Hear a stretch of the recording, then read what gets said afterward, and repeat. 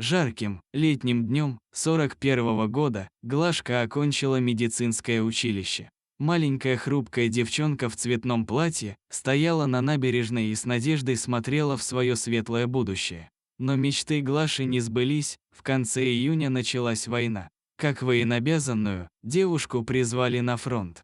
Воевала храбрая девчонка Глашка до конца 44-го года. Вытаскивала раненых бойцов с полей боя, перевязывала раны.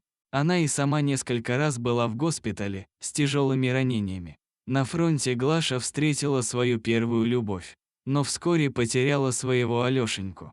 Навсегда, в очередной схватке. Осталась от любви только маленькая фотокарточка и несколько медалей. После войны Глаша вернулась в родное село с маленькой авоськой, коробочкой боевых наград и новорожденным сыном. Несмотря на боевые заслуги, в деревне вдовицы и бабы замужние смотрели на нее недобрым взглядом.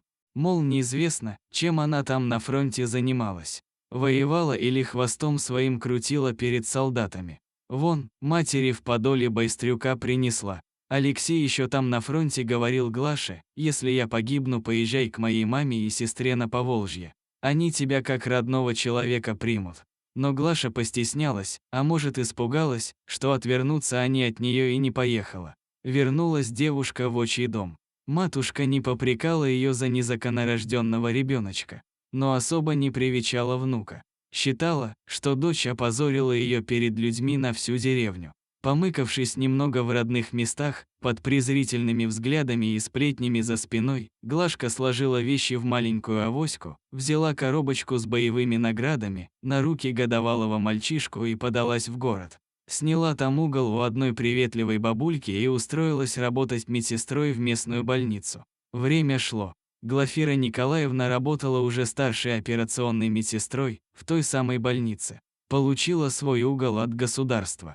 Сын этой осенью пошел в 1 класс. Замуж она так и не вышла, хотя претендентов на ее руку и сердце было много. Не могла она забыть своего любимого Алёшеньку. Несколько раз писала письмо по тому адресу, который оставил ей ее ненаглядный. Ответа от его матери или сестры так и не получила. Может, их уже и в живых нет на свете, ведь война прошла по тем местам. Года пронеслись, как один миг. Сын вырос, поступил учиться, получил высшее образование, женился, родились дети. Всей большой семьей они ютились в ее маленькой квартирке. Жили дружно.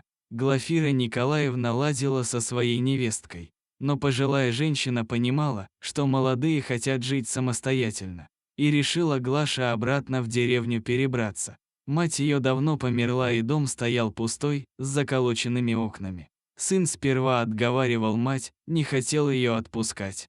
Но в этот раз Глаша проявила свой характер и настояла на своем, убедив его, что так будет лучше для всех. Отремонтировали старый, деревенский домик. Почистили колодец, раскопали огород, покрасили забор, и поселилась Глафира Николаевна на своей родной земле матушки. Стала работать медсестрой в родной деревне. Уважали ее односельчане и почитали. А дети с внучками часто навещали мать. Привозили бабушке продукты и лекарства. Помогали на земле работать, а потом дружно собирали урожай. Делали заготовки на зиму, варили вишневое варенье. Глаша была довольна своей жизнью. Вот уже и на пенсию вышла. Все больше давали о себе знать отголоски далекой войны. Болели старые раны так, что с работы ей все-таки пришлось уйти. Так вспоминала Глаша свою долгую, нелегкую жизнь, вглядываясь в полузабытые черты на старенькой, военной фотокарточке и перебирая боевые награды в небольшой коробочке. Она периодически их протирала и перекладывала, заворачивая в мягкую тряпицу. Мысли женщины прервал кот, который упорно терся об ее ноги. «Мурзик, дырку протрешь», — сказала строго старушка, вытирая слезы воспоминаний. «Сейчас буду всех кормить, никого не забуду», — разговаривала она с одним из своих питомцев. Летом в деревне было очень оживленно. Дачники снимали на лето небольшие, деревянные домики и привозили сюда своих детей на отдых. В последнее время это стало модно. В воздухе постоянно стоял запах шашлыка, а со стороны ближайшего озера часто раздавались детские крики. Для новых соседей Глафира Николаевна была незаметной. Не ходила ругаться, когда они шумели по ночам. Тихонько занималась своим огородом и садом. Тайком подкармливала котят, которых в изобилии заводили дачники. В общем, была странной, но в целом безобидной старушкой. Так считали почти все дачники в деревне. Тем более, что большинство из них никогда на прежнее место не возвращались. Предпочитали каждый год снимать дом в разных местах. Ближе к концу октября жизнь в деревне почти останавливалась. Шумные компании приезжали все реже и реже, а коты, которые успевали в изобилии расплодиться за лето, изрядно отъесться, оказывались один на один с морозом и голодом. Глафира Николаевна, пожилая женщина, одиноко бродила по опустевшим дворам и приманивала котиков. Нехитрой, но сытной едой. Те охотно бежали к рукам. За лето они успевали привыкнуть к тому, что людей незачем бояться. Один раз дачники бросили в пустом доме лохматого, черного щенка. Глафира Николаевна, выломав дверь, забрала его к себе.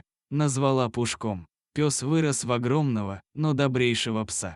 За пару дней в сарае у Глаши скопилось от десятка до дюжины бездомных котиков. Тех, кто помладше, Глаша пыталась пристроить. Она ехала на велосипеде на железнодорожную станцию, которая была недалеко от ее дома, и выбирала людей с самыми добрыми лицами. Иногда даже очень удачно. Во многом благодаря усилиям Глаши, котяткам удавалось пережить зиму.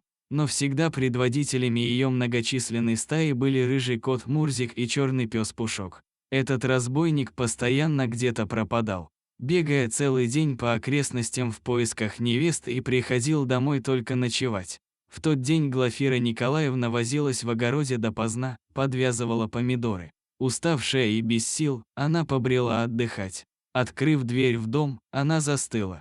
В доме старушка застала неизвестного молодого человека. Он рылся в ее комоде и не услышал, как Глафира вошла, продолжая свою деятельность. Достав из ящика комода коробку с медалями, он небрежно вытряхнул ее содержимое в свою сумку. В этот момент ей как будто бы воткнули нож в сердце. Глаша хранила эти реликвии, как самое дорогое, что у нее осталось со времен ее тяжелой юности, и память о страшной войне и о ее Алешеньке. «Ты что делаешь? А ну быстро верни коробку на место!» – закричала Глаша, что было силы, и двинулась с кулаками на парня. «А ты знаешь, бабка, сколько они стоят на черном рынке?» – заскрипел зубами вор. «А ты знаешь, гадина, что такое в пехоте пройти всю войну, а молоденькой, хрупкой девочке вытаскивать из поля боя под огнем и обстрелов тела раненых?» – прошипела Глаша. «На них же кровь тех, благодаря кому ты сейчас живешь на белом свете.